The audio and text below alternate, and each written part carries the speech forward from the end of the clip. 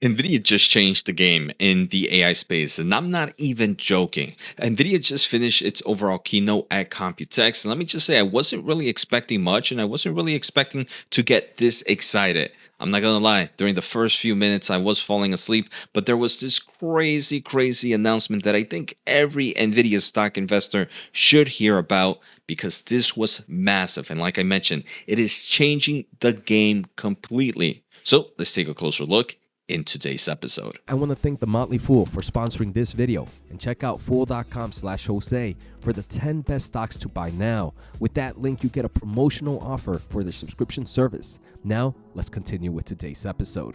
All right, so I am recording this episode. It is about 1 a.m. where I'm at right now. Hopefully, I'm not too loud to wake up the wife or the baby, because if not, I'm going to get in trouble. But let's see if we can kind of go over the keynotes pretty quickly and kind of some of the takes that I have. I will do more of an in-depth probably later on as we get more information, as we're probably going to hear more and learn about some of these changes in the upcoming days. So the first thing, I mean, pretty similar to everything happening with NVIDIA. You hear a lot about the AI space, about the robotics, the improvements of inference, and all that was pretty good and typically of what we hear from NVIDIA.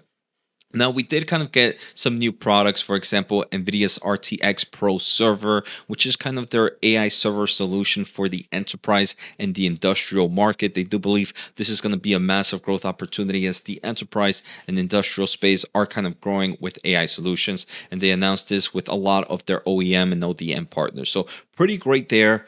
Great news. The second thing that we also see is NVIDIA is releasing kind of a DGX station, which is AI machine for your kind of a workstation for your PCs, for your kind of AI developers, AI scientists. And this is one of their best solutions out there. You have kind of like the mini. This is a lot bigger than that mini one that we've seen so far. So this is the DGX station, another new product and a kind of another cool entry and market. I do believe this kind of RTX Pro server is a big deal. It could definitely be a nice big money for Nvidia. I think this is a very niche market, but definitely could provide some nice margins for the company, especially in some of their maybe not data center products.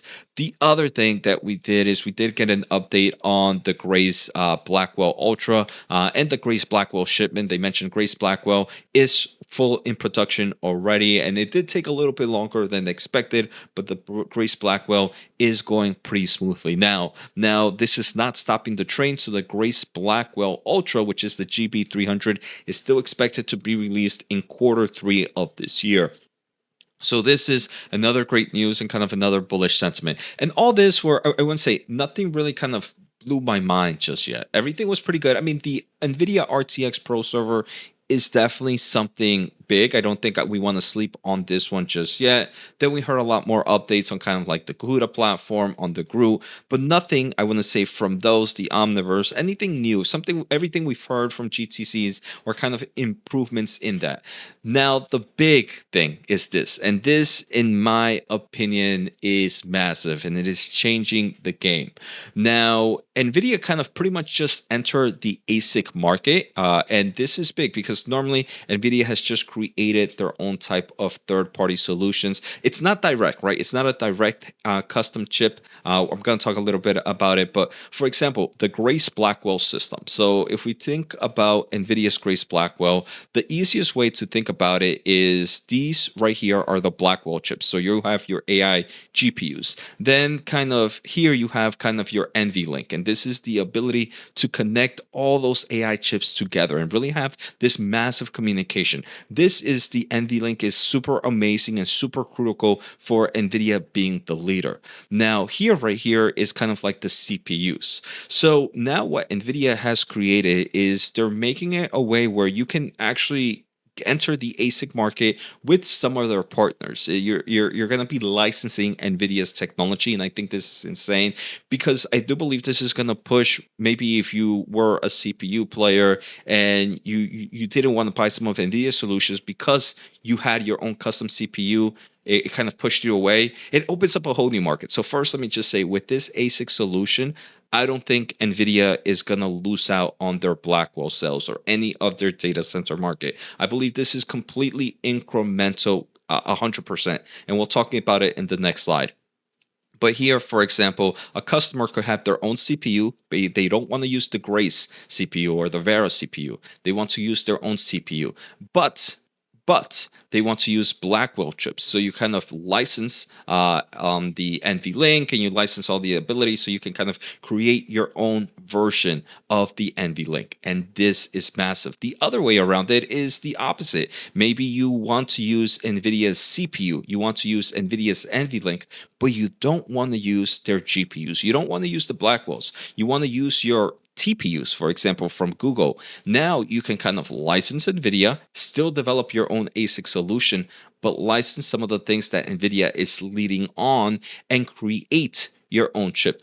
Jensen actually mentioned the TPUs, so that one's pretty interesting. We didn't get a confirmation from Google or anybody that the TPUs is going to be using this, but it just opens up the market where back then, if you were designing your own ASIC solution via Google, via Microsoft, via Amazon, you didn't give NVIDIA any money for that market, right? What you ended up doing instead was just building your own solution and paying some of the other players out there to develop those chips. Now with this is Google and all these players are going to buy NVIDIA chips, but for their own TPU solutions, they're going to continue to build their TPUs, but license NVIDIA's product. And I do believe this is more of an incremental revenue opposed to like a revenue shifter.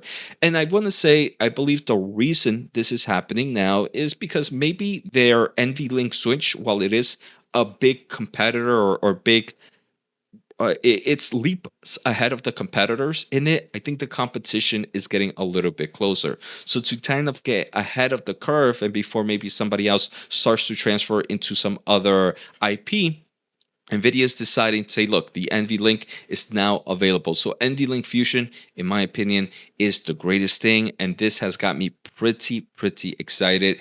I'm going to see what partners and what players are going to be working with. They did kind of give us a little bit of a head start of some companies that they are working with already for this NVIDIA NVLink. They talked about AI Chip, Astera Labs, Marvell, and MediaTek.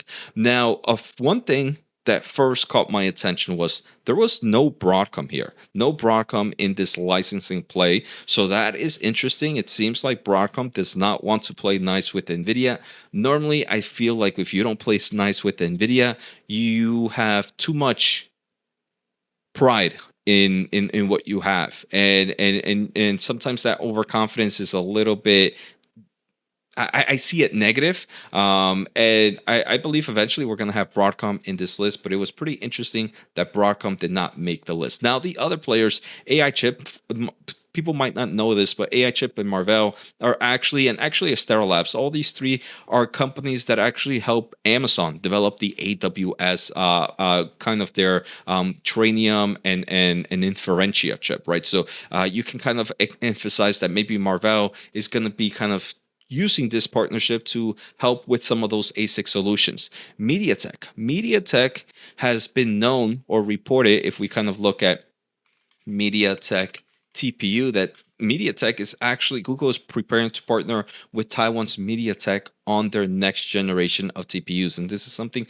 that came out in kind of the, this is in Google. This is a Chrome Unbox that I use. But Google and MediaTek may be joining forces to build next generation of Google's TPUs to power servers for AI. Now, I wonder if the reason maybe we're seeing a MediaTek becoming an interesting player for this ASIC solution, a partner with TPU, is because MediaTek is a partner here with the NVLink Fusion, and something that maybe Broadcom has not taken into impact. Again, this is all with information coming into us at the moment, but it is something to consider that Qualcomm is not there. MediaTek is there. MediaTek has been rumored to be working with the TPUs, and we do have kind of this confirmation that Jensen did mention the TPUs in the market. So I believe this is big news. I really do. I think this is going to be massive. And if this, I didn't expect there to be something that would get me so bullish for the stock and for me to add even more and more hype to this investment, where I think this company can now reach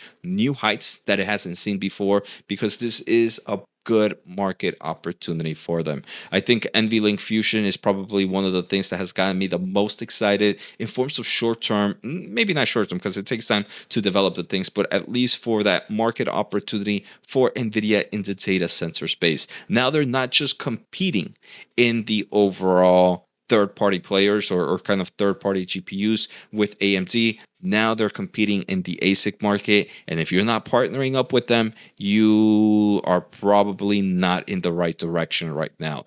So this is something that was massive. I mean, it's super late right now. It is like I mentioned, about 1 o'clock here, and hopefully I have not woken up the little one or my wife, because if not, that's a whole different issue. Nvidia is down overnight, but we did have kind of those Moody's credit rating downgrade. I am curious to see if Broadcom is down. Broadcom hasn't moved, but this is one I'm going to be curious to see how they move tomorrow compared to the overall market. Now, if hopefully you want to save me and make this video a risk again, I didn't want to wake up the little one, and hopefully I didn't wake up my wife.